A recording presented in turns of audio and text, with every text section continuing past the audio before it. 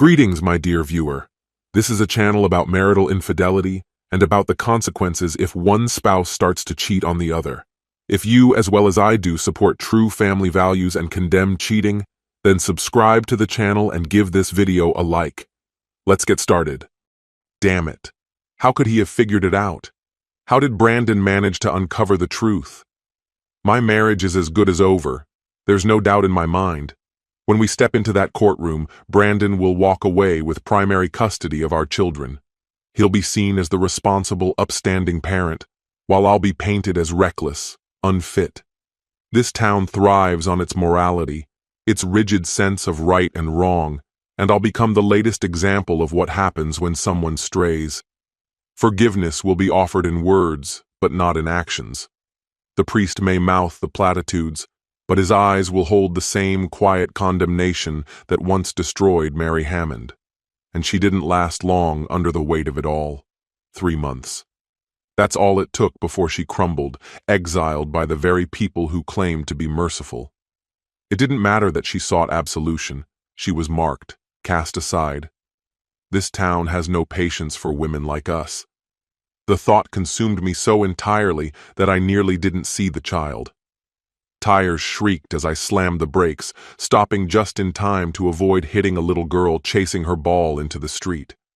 She couldn't have been older than 3, the same age as my Paula. Her mother glared at me from the sidewalk, fury etched across her face, as though it were my carelessness and not her own negligence that had put her child in danger. My pulse thundered. I forced my breathing to slow and took stock of my surroundings. I was mere minutes from home. My hands trembled as I pulled forward, but I didn't get far before I had to stop. I couldn't risk making another mistake. But the question still gnawed at me. How had Brandon found out? It wouldn't have been hard for him to suspect me. The moment he caught wind of the affair, everything else must have clicked into place. Brandon isn't some oblivious fool. He's sharp, meticulous. He wouldn't believe it was a one-time betrayal. His mind would immediately start pulling at the threads of our life together, unraveling every certainty. And the most damning question of all, were our children even his? DNA tests. Of course, he'd go that far. But how? How did he find out? Stephen and I had been careful. The thought of him made me pull out my phone, scrolling down to his name, disguised under recently hired colleague, a lie wrapped in just enough truth to keep suspicions at bay. My message was short. Can you talk? As I waited for a reply, the self-loathing set in deeper. Why had I let myself fall for Stephen? No, that wasn't fair. I needed to be honest with myself. That first time wasn't seduction. It was exhaustion. Circumstance, one too many glasses of champagne on a business trip. A moment of weakness. If I had stopped then, it would have been nothing more than a private regret, a secret I carried but never let seep into my marriage. But I hadn't stopped. We were intoxicated by the risk, addicted to the secrecy. After over a decade of predictable routine, the thrill of something forbidden had been exhilarating. The deception, the danger, it had all heightened the allure. But that illusion had shattered. Brandon knew. Where had we slipped up? We had taken every precaution, only met out of town, booked separate rooms, never left a trail. We were never seen together. And yet, my secret had surfaced. My life was falling apart, and I didn't even know how it had happened. Mary's expression had given nothing away, which meant Brandon hadn't told her, yet. But would he? How much anger was he holding back? I hadn't stuck around long enough to find out. The moment I saw the truth in his eyes, I ran. My phone buzzed. Stephen's response flashed across the screen.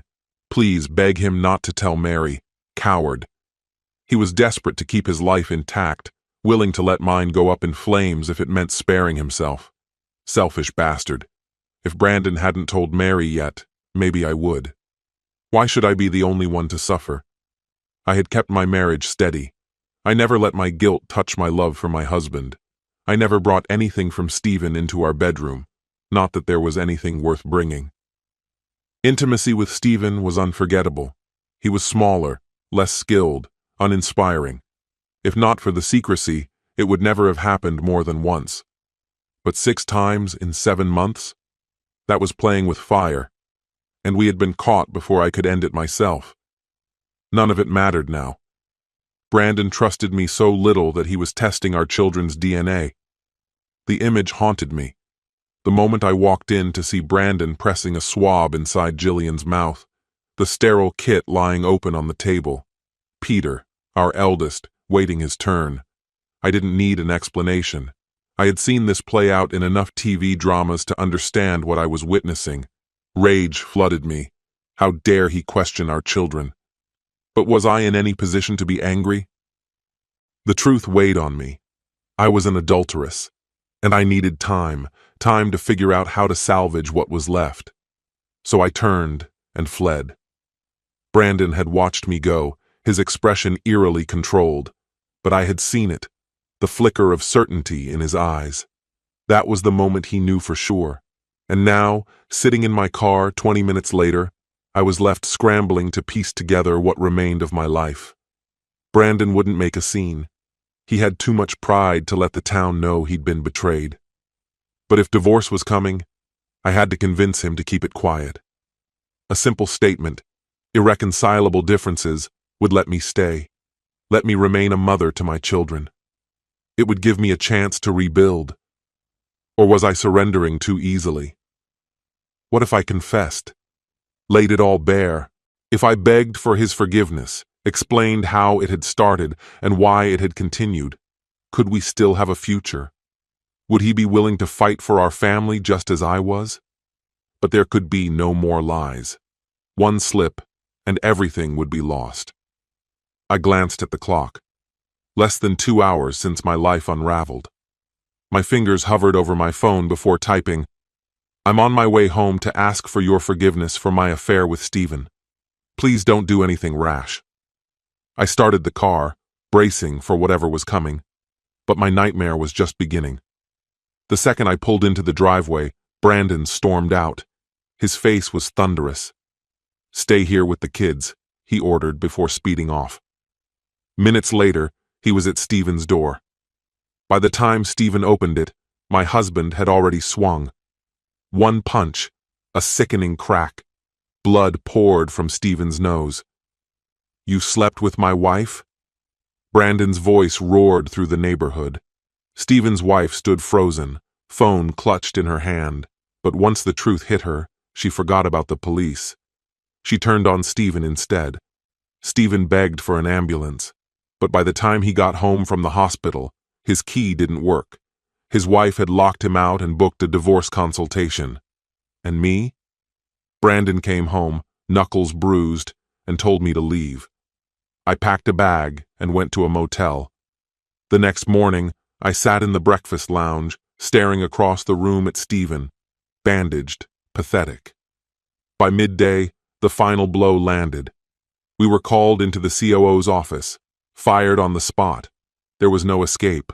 My life had completely unraveled. She never tried to justify it with any ethical reasoning. Our agreements were explicit.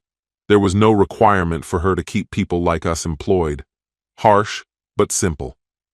I understood my fate the moment I called every divorce lawyer in town and was met with absolute silence.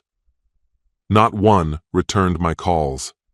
When I stopped by the local diner for dinner, the waitress acted as if I were invisible. The final nail in the coffin came when I saw Stephen. His friends, his colleagues, even his own family had already started treating him like he carried some sort of disease. Within 2 days, the motel manager conveniently informed us that the place was suddenly fully booked, as if that were believable. With no real choice left, Stephen and I accepted reality. We packed up and left, unwilling to become social ghosts like Mary Hammond had last year when her affair became public knowledge. We drove 300 kilometers, hoping for a fresh start. It didn't last. I know it sounds obvious, but when a relationship is built on betrayal, trust is a fantasy. I was naive. I hadn't realized just how critical trust was until one evening, while Stephen was in the shower, I felt the overwhelming temptation to check his phone. That was when it hit me. This was doomed. By the time I finally found the courage to ask Brandon if I could see the kids on weekends, I was already too late. They had moved on. Brandon, always attractive, had no trouble catching the attention of the town's single women. By the time I grasped what I had thrown away, someone else's high heels were already beneath his bed. My children had a new stepsister. They were calling another woman Mom. Now, with no chance of building another family, all that remains is the stark, cold realization of a lonely future stretching before me. Brandon. I lie awake, staring at the clock. 11:05 p.m. Ruth's steady breathing beside me is a quiet reminder of the 2-hour session we had earlier. Damn. Sleeping with someone new after a decade of routine was unreal. Insanely good. We pushed limits I hadn't even known existed, and I lost myself at least 3 times. Ruth? Even more. Life is good. Almost surreal. My wife's betrayal should have wrecked me, but before I even had time to properly grieve, I was pulled into the arms of someone younger, more beautiful, and infinitely more adventurous, something my sore muscles can attest to. Yet, no matter how many times I relive that final day, I still can't make sense of it. Maybe if I go over it one more time, the answer will finally surface. How did it happen again? Lucy stormed into the house, then turned on her heel and left without a word. I heard her engine roar to life, and then she was gone. I had things to finish up. By the time I called her, the line was busy. When she still hadn't returned, I got the kids ready for bed. They fell asleep easily. Missing their mother at night was nothing new. I wandered into the kitchen, reaching for my phone to call her again when the landline rang. An unfamiliar number lit up the screen. I picked up. Brandon Gallagher speaking. Hey, Brandon. It's Stephen. Stephen. Of course I knew him. He had been working with Lucy for a while. I'd seen him at company events, even attended his housewarming. His wife, Becca, something like that, was attractive, fit, a little younger than Lucy and me. Stephen, though, he always came off as arrogant, smug, a guy who thought he was far more important than he actually was, the last person I wanted to hear from after a long day. What do you want, Stephen? I asked, already irritated. What will it take? I had no clue what he meant. Silence stretched between us as I waited for him to clarify. If my wife finds out I've been sleeping with Lucy for the past 6 months, she'll destroy me. I'll lose my kids, so I'm just going to be direct. What will it take to keep this between us? I must have dropped the phone. I don't remember my knees hitting the floor, but suddenly, I was there. His words slammed into me like a wrecking ball. My wife. My Lucy. Deceiving me in the worst way possible. I had been completely blind. But Stephen's desperation told me everything I needed to know. Then the memories came flooding back. Lucy had been distant for the last 6 months. Not enough for me to suspect anything outright, but something had been different. My denial didn't last long, maybe 30 minutes. Then rage took over, a fury so intense it dulled the pain for a moment. I stopped myself from hitting Lucy. Throwing punches at her would have put me in prison. But Stephen? He was fair game. As soon as Lucy returned, I drove straight to his house and hit him with everything I had. I can still remember the feeling of his nose crunching under my fist. Stephen's confession meant nothing to me, but everything to his wife. After that, I went home and calmly told Lucy to leave. Now, with Ruth's soft snores filling the room, I realize I'm no closer to making sense of that night than I was the 100 times I've replayed it. Why did Stephen confess to me when I had no suspicions? Why did Lucy come home, only to disappear again? I go through the details once more. Dinner had been normal. The kids and I ate, chatted, followed our routine. Then Jillian mentioned a sore spot in her mouth. I grabbed a flashlight, checked her lower lip, and saw a small ulcer.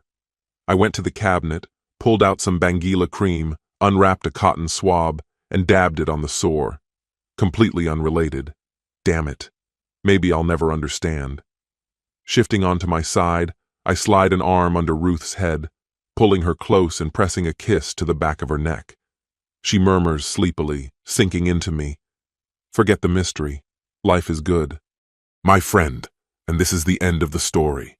If you liked this story, then put your royal like and subscribe to the channel. May the force be with you.